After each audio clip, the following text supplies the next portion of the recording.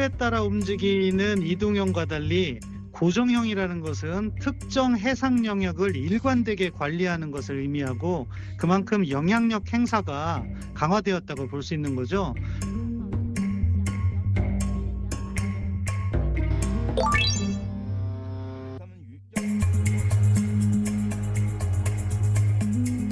岗位人员请注意。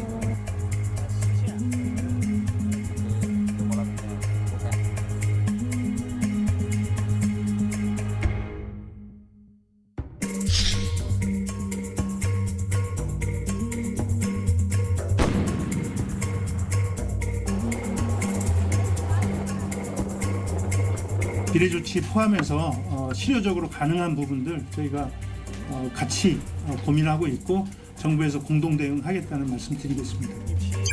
智能化的深水养殖网箱，实现我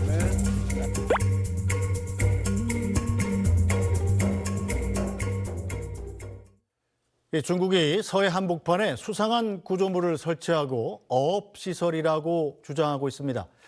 그런데 이 구조물이 매우 큰 데다가 바닥에 고정하는 형식이라서 우리나라와 해양 갈등의 불씨가 되고 있습니다.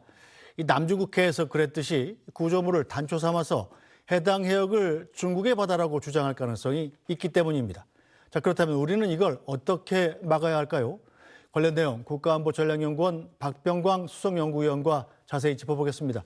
위원님 어서 오십시오. 예, 안녕하세요. 네, 중국이 지금 서해에 수상한 구조물 설치를 하나, 둘 벌써 이렇게 설치하지 않았습니까? 네. 늘리고 있는데 지금 위치가 한국 해역도 아니고 중국 해역도 아닌 곳이죠. 예, 그렇습니다. 지금 중국이 이제 구조물을 정확하게 3개를 설치한 네. 거고요. 구조물을 설치한 지역은 한국과 중국의 배타적 경제 수역이 중첩되는 이른바 잠정 조치 수역이라고 말씀드릴 수가 있습니다. 거기에 이제 중국 측이 어업 양식 시설이라고 주장하는 2개의 구조물과 그다음에 관리 시설이라고 하는 또 하나의 구조물 해서 이제 3개가 설치되어 있죠. 네, 이 지역에 결국 이제 잠정 조치 수역이긴 합니다만 중국 쪽에 가깝기는 합니다. 자, 그런데 이 철골 콘크리트로 만들어서 바닥에 고정을 했고요. 헬기 착륙 시설까지 갖췄다고 그래요? 네, 맞습니다. 이것은 사실 이제 여러 가지 잠재성을 내포하고 있는 것이라고 볼 수가 있는데요. 한국과 중국은 이 잠정조치 수역에서 2가지 사항에 대한 합의를 이룬 바가 있습니다. 그게 뭐냐면은 네. 첫째는 상호 간의 자유로운 어업 활동을 인정한다. 네. 그리고 항행의 자유를 인정한다라는 2가지였습니다. 근데 중국이 이른바 설란이라고 하는 이 2개의 구조물을 양식 시설이라로 주장을 하고 있죠. 근데 그렇다면은 이제 그것의 사실 여부를 확인을 해봐야겠습니다만은 양식 시설이라고 하는 것과 별개로 최근에 세운 3번째 고정 설치물은 이거는 이제 관리 시설이라고 하면서 고정 시설물을 설치했는데 네. 그 용도 폐기된 그 해양시 추선을 갖다 박아놓은 것으로 알고 있거든요. 네. 그러면은 이것은 양측의 협의사항에 위배되는 것이냐라는 심각한 논란을 제기할 수가 있어요. 그러니까 이게 그 부분이 하나가 이제 문제가 된다고 볼 수 있고 또 하나는 그러한 것을 떠나서 한중 간에 서로 상호 신뢰와 상호 존중의 입장에 서서 본다면은 이러한 시설물을 설치할 때에는 한국 측에 사전 논의를 하거나 또는 통지를 하는 것이 마땅한데도 불구하고 이러한 조치 없이 일방적으로 행동을 했다라는 것이 양국 관계의 발전이나 또는 상호 신뢰 구축에 상당히 저해 요소가 된다라는 점을 지적할 필요가 있죠. 네, 자, 중국은 지난 2022년부터 서해 철골 콘크리트 구조물을 설치해왔던 걸로 드러났습니다. 이 사실은 SBS가 처음 보도했었는데요. 당시 리포트 영상 보시겠습니다. 지난달 14일 서해 한중 잠정조치 수역에서 발견된 중국 석유 시추 구조물에 대해 외교부가 지난 8일 주한 중국 대사관을 통해 입장을 전달한 것으로 확인됐습니다. 어느 나라 관할인지 경계선 획정이 안 된 수역인 만큼 최종 경계 합의를 방해하는 행위를 하지 않도록 한 유엔 해양법 협약 위반일 수 있다며 사실관계 확인을 요청한 겁니다. 주한 중국 대사관 측은 대사관 차원에서 파악한 게 없으며 구조물 설치 여부에 대해서도 확인된 바 없다고 답한 걸로 전해졌습니다. 중국 외교부도 SBS 질의에 원론적 입장만 내놨습니다. 我暂时还不掌握。我可以告诉你的是，中韩双方正在推进海域划界谈判。 네, 자 중국이 저런 시설물을 설치하는 것 자체가 한중 간에 맺었던 협약 위반은 아닌가요? 그건 굉장히 중요한 질문입니다. 이것이 사실 한중 간의 합의사항 위반이 아니라고 할 것 같으면 우리의 이제 과도한 반응이 될 수도 있는 것인데 네. 그 부분에 대해서 저는 이렇게 생각을 합니다. 좀 전에 말씀드린 것처럼 한중 합의사항이라고 하는 것은 자유로운 어업 활동을 인정한다라는 것이거든요. 그런데 이것이 그 두 개의 설치물 이외에 최근에 설치된 그 시설물은 어업 활동과는 관련이 없는 거라는 점이죠. 이게 이제 합의사항 위반의 여지가 있는 것이고 또 하나는 한중 합의와는 별개로 유엔 해양 협약이라는 게 있습니다. 근데 그 유엔 해양 협약에서는 상호 해양 경계 획정이 완료되지 않은 잠정 조치 수역에 대해서는 그러한 그 합의를 영향을 미치는 특히 부정적 영향을 미치는 행위를 하지 않는다라는 것이 의무 사항으로 되어 있습니다. 그런 점에서 봤을 때 우리나라에서 이렇게 논란을 빚고 한중 간에 이러한 이슈를 만드는 중국의 일방적인 조치는 사실은 현상 변경이고 유엔 해양 협약을 위반한 것이라고 볼 수 있는 점이 있죠. 네, 이 당시에 3년 전부터 우리 정부 사실관계를 추가로 파악하겠다고 얘기를 했었는데 그 뒤로 중국과의 협의나 이런 것들이 좀 있었습니까? 그게 아마 잘 안 됐을 거예요. 왜냐하면은 2019년에 이제 한국과 중국이 그 국장급 해양경계 획정 회담을 하기로 했어요. 네. 그러고 나서 두 차례 그동안에 회담이 있었습니다. 근데 그 두 차례 회담이 그 코로나로 인해서 영상회담으로 진행됐거든요. 네네. 그리고 사실은 오늘 세 번째 지금 하고 있죠. 담당 국장 회담이 열렸습니다. 오늘 회담에서도 이 문제를 반드시 거론하겠죠. 당연히 거론했을 것이고요. 네. 한국 측에서는 아마 이제 그 사태에 대한 분명한 사실관계 해명, 그 다음에 더 이상의 그 추가적인 조치가 이루어지지 않는 것들, 그리고 어쩌면은 그 현재 설치된 시설물의 퇴거 조치라든가 네. 이러한 것들을 아마 강력히 요구했을 가능성이 있습니다. 자, 우리 정부의 요구가 뭐 당연히 있을 텐데 오늘 뭐 하루 종일 회담을 한다는 거 아니겠어요? 강력히 요구하겠습니다만 중국이 그걸 들어줄지는 상당히 불확실하지 않습니까? 예를 들어서 지금 중국이 저 시설물 두 개로 그치는 게 아니라 앞으로 더 만들어서 설치하겠다 이런 계획까지 현지 언론에 밝혔다고 그래요? 제가 보기에도 중국이 아마 한국 측의 요구를 받아들여서 기존의 시설물들을 퇴거할 가능성은 높아 보이지 않습니다. 왜냐하면 저런 시설물 하나에 이미 수백억 원이 들어간 것이고 네. 또 그 선란 1호라는 것은 그들의 연어 양식장이라는 사실을 이미 이제 밝힌 사례가 있거든요. 때문에 저것이 경제적 이익도 걸려 있는 것이고 하기 때문에 그것을 퇴거하는 것이 쉽지는 않을 테고 또 미루어 짐작컨대 저것이 단순히 어업시설일 뿐만 아니라 중국이 한국과의 해양경계협정에서 자신들에게 유리한 구도로 이끌어가기 위해서 저러한 시설물들을 설치한 것이라고 본다면은 그것은 경제이익을 뛰어넘는 정치적 의도가 숨어 있는 것이기 때문에 네. 아마도 퇴거할 가능성은 상당히 낮다고 보여집니다. 네, 자 중국은 이 구조물에 대해서 어업용일 뿐이라고 주장하고 있습니다. 중국 외교부 대변인의 이야기도 들어보겠습니다. 我愿重申，中韩两国海洋权益主张重叠，双方正在推进海域划界谈判。同时，根据中韩渔业协定，在中韩暂定措施水域内积极开展合作。中方企业在上述暂定水域建立的渔业养殖设施，这并不违反中韩的有关协定。中方通过海洋事务对话合作机制等渠道向韩方介绍了有关情况，并保持着沟通。我们希望韩方能够客观理性地看待。 자, 중국 말대로 이게 이 한중 어업협정을 위반하지 않는 거라면 자, 떳떳하다면 우리 정부 관련 기관이 가서 조사를 한다고 했을 때 조사를 하게 해주면 되는 거 아니겠습니까? 그렇죠. 그런데 그걸 안 해주고 있는 거죠. 네네네. 그게 또 이제 문제가 되는 거죠. 사실은 선란 1호의 경우에는 네. 중국이 자신들의 그 연어 양식장이라는 사실을 공개적으로 밝혔고 또 보여주었어요. 네. 그래서 그것이 연어가 이제 양식되고 있는 모습도 밝혔고, 그렇지만 이제 선란 2호는 아직 그러한 것을 공개적으로 밝힌 바가 없습니다. 그리고 또 최근에 설치된 것으로 알려진 그 시추선을 이용한 시설물 같은 경우는 저것의 용도가 아직도 불투명합니다. 그러니까 선란 1호와 2호는 뭐 100% 믿어줘서 예. 어업 양식 시설이라고 믿는다 하더라도 네.